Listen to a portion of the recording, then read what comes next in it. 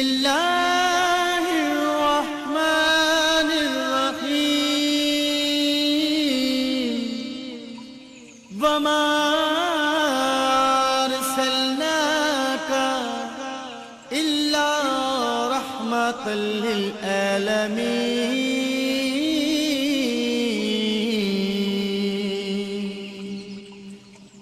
اے محبوب، ہم نے آپ کو تمام جہانوں کے لیے رحمت بنا کر بھیجا.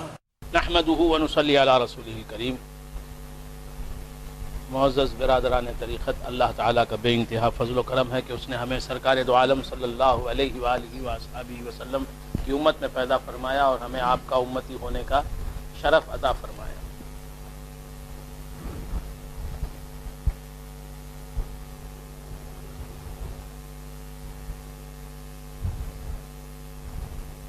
وعن ابی سعید الخدری قال قال رسول اللہ صلی اللہ علیہ وسلم.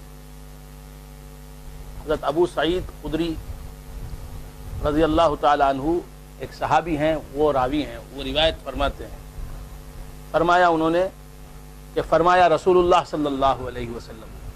حضرت ابو سعید خدری رضی اللہ تعالی عنہ نے فرمایا کہ رسول خدا صلی اللہ علیہ وآلہ وآصحابہ وسلم نے فرمایا ان الناس لکم تبع،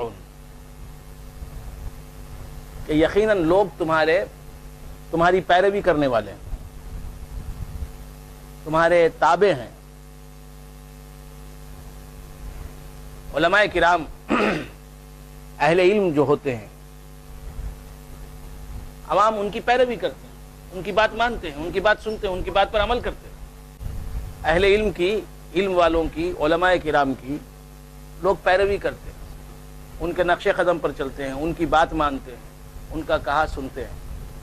حضور فرماتے ہیں ان الناس لکم تبع، لوگ تمہارے تابع ہیں.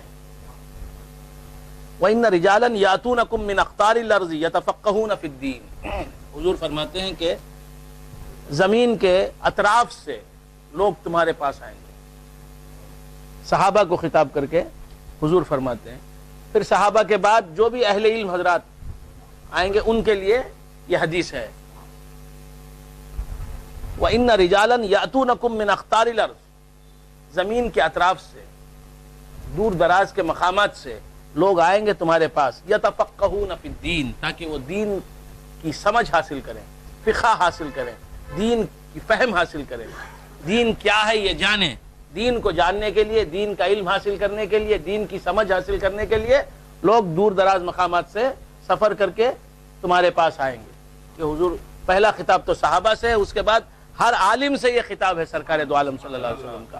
ہر اہل علم، ہر عالم سے خطاب ہے سرکار دو عالم صلی اللہ علیہ وسلم کا کہ دور دراز مقامات سے، مختلف مقامات سے، زمین کے اطراف سے، چاروں طرف سے لوگ تمہارے پاس آئیں گے تاکہ وہ دین کی سمجھ حاصل کریں، دین کا علم حاصل کریں. فَإِذَا أَتَوْكُمْ فَاسْتَوْصُوا بِهِمْ خَيْرًا، جب وہ تمہارے پاس آئیں تو انہیں صرف علم ہی نہ سکھاؤ بلکہ نیکی کا حکم بھی دو. بہت سے لوگوں کا کیا طریقہ ہے، صرف علم بولتے چلے جاتے ہیں. سامنے والے میں کیا غلطی ہے، طالب علم میں کیا برائی ہے، کیا غلطی ہے، کیا اخلاقی کمزوری ہے، وہ نہیں دیکھتے. صرف نکات بولتے ہیں، علمی دقائق بیان کرتے ہیں، اور اسرار سمجھاتے ہیں، عرفان کی بات کرتے ہیں. یہ طریقہ درست نہیں ہے. علم بھی دو اور ان کی اصلاح بھی کرو. ان میں جو برائی ہے اسے ان سے دور کرنے کی کوشش کرو. انہیں اچھی نصیحت، ان کی اچھی تربیت کرو، انہیں نصیحت کرو. فَإِذَا أَتَوْكُمْ فَاسْتَوْصُوا بِهِمْ خَيْرًا، تو نیکی کی وصیت کرو، نیکی کی انہیں تاکید کرو. ان میں جو برائی ہے اسے دور کرو. وہ برائی کر رہے ہیں تو ان کی برائی کی نشاندہی کرو کہ تمہارے اندر یہ برائی ہے. اچھے طریقے سے، احسن طریقے سے. فَإِذَا أَتَوْكُمْ فَاسْتَوْصُوا بِهِمْ خَيْرًا، کہ علم حاصل کر لے گا کر لینے والا، اور اگر اس کی اصلاح نہ ہو اور اگر اسے صحیح طریقہ نہ بتایا جائے، برائی سے نہ روکا جائے، بھلائی کا حکم نہ دیا جائے، اس میں کیا برائی ہے اسے بتایا نہ جائے، تو اس کا علم جو ہے اسے فائدہ پہنچائے گا نہیں. لہذا علم بھی دینا چاہیے، تربیت بھی کرنی چاہیے. یہی طریقہ پیران سلسلہ کا ہے. پیر وہ نہیں جو صرف علم بول دے بس، مرید کی غلطی نہ دیکھے. مرید داڑھی من کے پیر کے پاس آ گیا تو پیر پر لازم ہے کہ وہ اس کی اصلاح کرے. بیٹا داڑھی رکھو، داڑھی مڈانا جو ہے فسق ہے، گناہ ہے. کوئی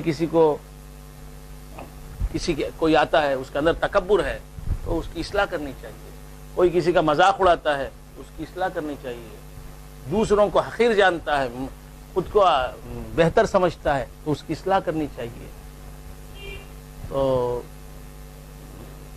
خانخواہ اور اہل علم کی صحبت سے صرف علم ہی حاصل نہیں ہونا چاہیے، بلکہ تربیت بھی ہونی چاہیے، تزکیہ نفس بھی ہونا چاہیے، اصلاح بھی ہونا چاہیے، نصیحت بھی ہونی چاہیے، انذار بھی ہونا چاہیے. فَإِذَا أَتَوْكُمْ فَاسْتَوْصُوا بِهِمْ خَيْرًا. حلال کیا ہے، حرام کیا ہے، واجب کیا ہے، فرض کیا ہے، سنت کیا ہے، مستحب کیا ہے، یہ بھی بتانا ہے. اور جو برائی کر رہا ہے، برائی کرنے والا، اسے اس برائی سے روکنا بھی ہے.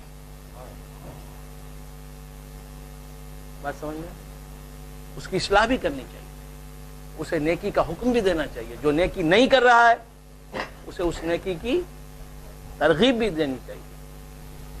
سرکار دو عالم صلی اللہ علیہ وآلہ وآصحابہ وسلم کا یہ حکم ہے. فَإِذَا أَتَوْكُمْ فَاسْتَوْصُوا بِهِمْ خَيْرًا. رواہ الترمذی. صلی علی نبینا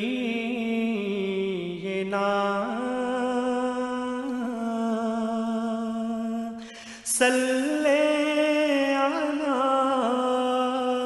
محمد